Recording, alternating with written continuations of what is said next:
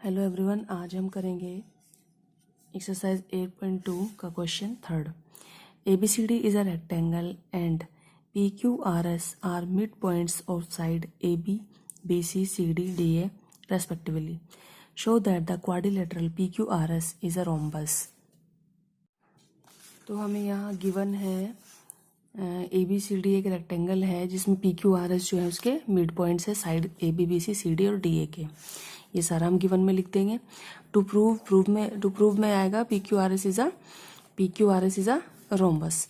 अब proof start करते हैं।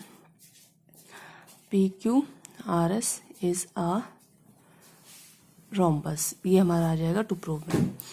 प्रूफ स्टार्ट करते हैं। यहाँ पर हम डायगोनल मिला लेंगे, इनको डायगोनल दोनों हमने मिला लिए हैं।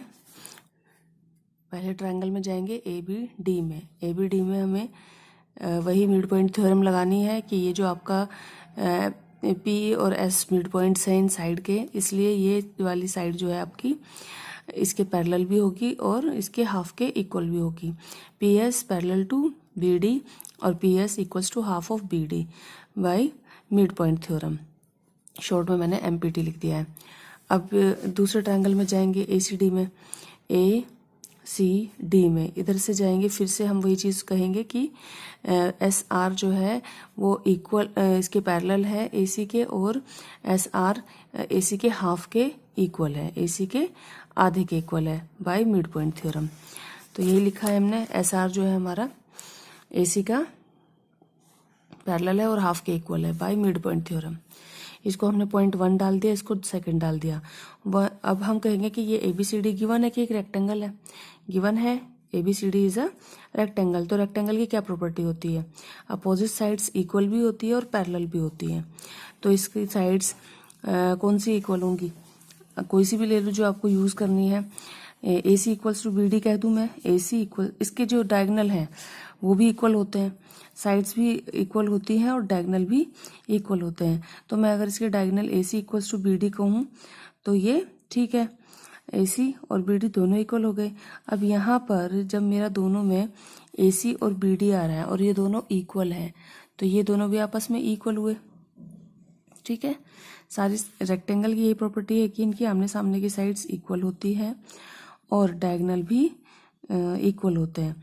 तो जब आमने सामने की साइड्स की तो अभी ज़रूरत नहीं है हमें, डायगोनल हमने इक्वल बता दिए, उससे हमें यहाँ पर ये यूज़ हो गया कि ये दोनों PS और SR भी इक्वल हो गए। कौन से इक्वल हो गए? PS और SR।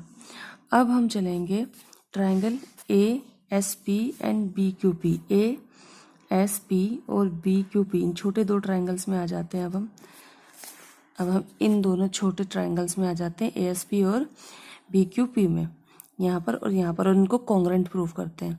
अब इनमें तीन चीज़ें इक्वल करनी पड़ेंगी तभी ये कॉन्ग्रुएंट प्रूफ होंगे, ये छोटे वाले ट्रायंगल्स। ठीक है, तो तीन चीज़ें कौन कौन सी हम इक्वल कर सकते हैं इनकी?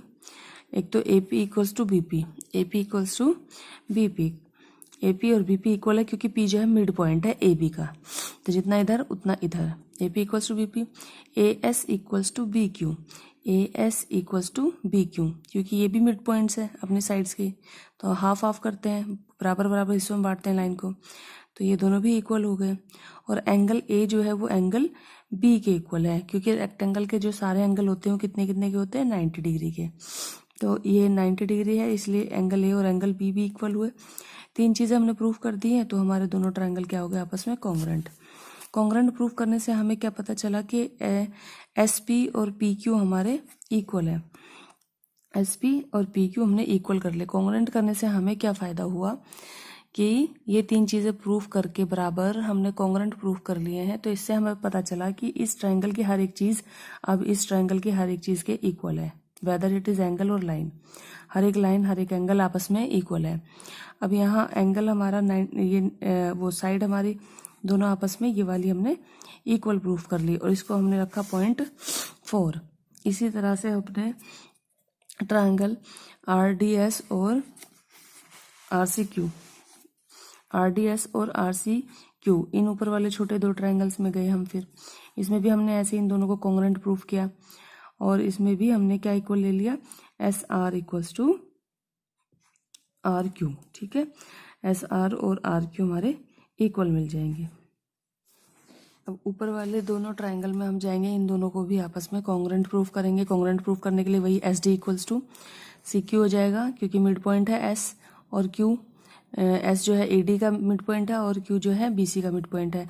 ये इक्वल्स टू इसके हो जाएगा, ऐसे ये इक्वल्स टू इसके हो जाएगा और ये वाले एंगल 90 डिग्री हो जाएंगे। तो इससे ये दोनों आपस में कॉन्ग्रुएंट प्रूफ हो गए। कॉन्ग्रुएंट प्रूफ होते ही हम कह देंगे कि ये वाली साइड इक्वल्स टू ये वाली साइड। तो आपने देखा हमने क्या तीन चीज़ें ले ली हैं। एक तो P S equals to S R हमारे पास आ गया था स्टार्टिंग में, दोनों ट्राइंगल से जो हमने लिया था, सबसे पहले वाले दो बड़े वाले ट्राइंगल से हमने ये प्रूफ किया था कि P S equals to S R. Equation third, equation fourth में हमने दो नीचे वाले छोटे ट्राइंगल में जाकर P S equals to P Q proof किया था, P S equals to P Q proof किया था, और ऊपर जाकर हमने S R equals to R Q proof किया था। तो अब इन तीनों से P S equals to S R और P S equal S P या P S equals to P Q और S R equals to R Q, तो इन तीनों से हमें पता चलता है कि P S equals to S R equals to R Q equals to P Q. इन तीनों को हम देखें अगर ध्यान से, तो P S equals to S R और यहाँ पर P S equals to P Q, तो इसलिए P S equals to S R equals to P Q हुआ। यहाँ भी पी एस जो है पी क्यू के इक्वल है, यहाँ भी पी एस जो है एस आर के इक्वल है, तो ये आपस में सारे इक्वल हुए। और यहाँ पर आपको थर्ड वाले में, इसमें फिफ्थ वाले में, इसको थर्ड फोर्थ फिफ्थ कर दिया मैंने, इसमें आपको एस आर और आर क्यू इक्वल है, ठीक है, एस आर और आर क्यू। तो यहाँ से आपको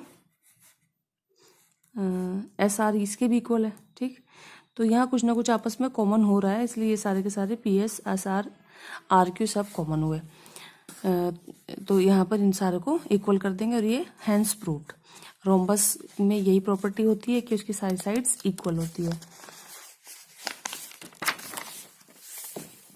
नेक्स्ट क्वेश्चन देखिए, फिर लास्ट में हम थर्ड क्वेश्चन में लिख देंगे कि P Q R S is a rhombus. अब यहाँ पर एक पैरेललोग्राम है आपके पास ए बी सी डी, और उसमें ई और एफ जो है मिड पॉइंट्स है ए बी का मिड पॉइंट ई है और डी सी का मिड पॉइंट एफ है। Show that the line segment A F जो लाइन है ए एफ और दूसरी लाइन ई सी, ये दोनों लाइंस जो हैं बी डी को, जो डायगोनल है उसको ट्राइसेक्ट करती हैं, तीन बराबर हिस्सों में बांटती है। मतलब डी हमें प्रूफ करना है D P equals to P Q equals to Q B, ठीक है। तो गिवन में हम लिख लेंगे ये सारा, शो में हम लिख लेंगे A C A F and A C trisect diagonal B D, और या फिर आप ये भी लिख सकते हो टू प्रूव में कि D P equals to P Q equals to Q B. Proof से स्टार्ट करते हैं। ए बी सी डी एक पैरेललोग्राम है आपका, इसलिए इसकी अपोजिट साइड्स जो होंगी पैरेलल और इक्वल होंगी, ठीक है। ए बी और डी सी आपस में पैरेलल भी है और इक्वल भी है। और A E parallel to E F, A E आपका जो है वो किसके पैरेलल होगा, ई एफ के, ए ई एफ सी के। जब ये आपस में पूरा पूरा पैरेलल है तो ये इनके हाफ पार्ट्स भी आपस में पैरेलल होंगे। और उन्होंने कहा है कि ये मिड पॉइंट्स है, इसलिए मैं इसको कह सकती हूँ कि ए बी का half equals to D C का हाफ। ये दोनों आपस में इक्वल है तो इनके हाफ भी आपस में, आधे आधे भी आपस में इक्वल होंगे, ठीक है। और ये आपस में पैरेलल है तो इनके ये वाले आधे आधे पार्ट भी आपस में पैरेलल होंगे, इसलिए A E parallel to F C और सी एफ एफ सी और ए बी का हाफ जो है वो डी सी के हाफ के इक्वल। अब A E parallel to F C, A E आपका पैरेलल है एफ सी के, और A E equals to F C, equal भी होंगे ये आपस में, ठीक है। क्यों होंगे इक्वल, क्योंकि इन्होंने खुद ही कहा है कि मिड पॉइंट है, मिड पॉइंट है तो हाफ इधर, ठीक। तो ये हिस्सा आपस में बराबर भी होगा, ये भी आपस में बराबर होंगे इधर वाले डी एफ और ई बी। अब A E F C is a parallelogram A. अब यहाँ पर जब ये स्टार्टिंग में हमें बताया गया था कि ए बी सी डी एक पैरेललोग्राम है, तो हमने प्रॉपर्टी यूज की थी कि A B D C equal है और पैरेलल है।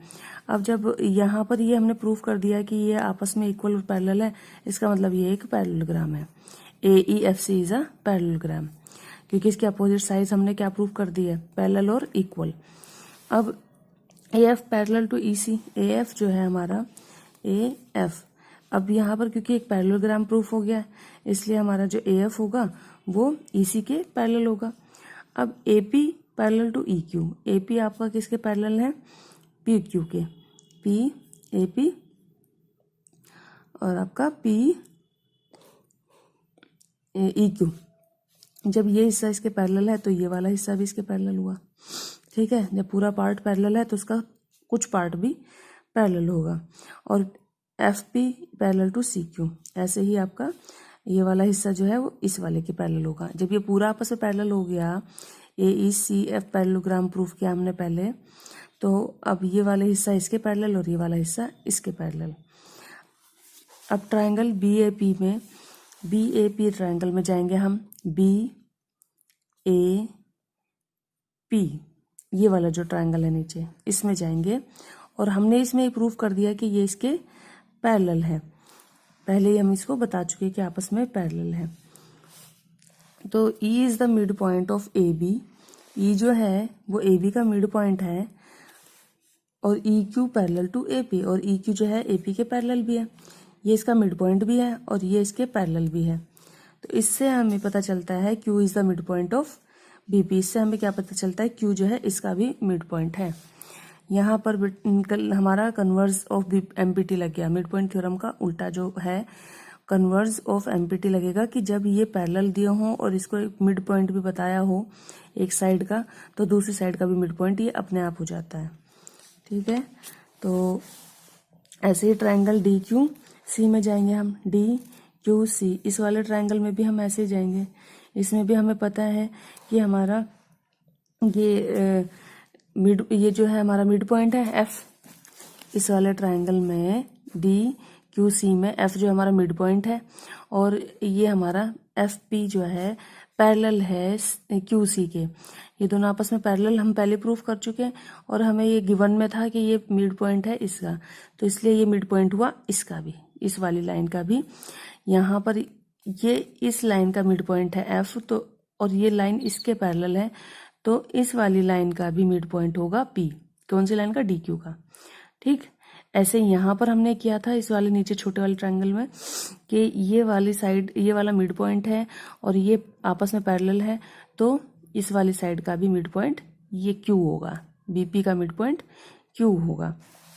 तो हमने कह दिया कि इससे हमें क्या पता चला कि जितना ये इधर है उतना इधर, इससे हमें पता चल गया ये हिस्सा आपस में इक्वल हुआ, ठीक है। जब ये मिड पॉइंट प्रूफ हो गया तो DP इक्वल्स टू QP, और नीचे जब हमारा ये वाला मिड पॉइंट प्रूफ हुआ था, इससे पता चला कि QB इक्वल्स टू PQ, ठीक। ऊपर वाले ट्रायंगल से हमें क्या मिला कि DP equals to converse of MPT लगी यहाँ पर, ठीक है। मिड पॉइंट थ्योरम का उल्टा, कि अगर ये एक मिड पॉइंट हो एक साइड का और ये साइड इसके पैरेलल हो तो ये इसका भी मिड पॉइंट हो जाएगा।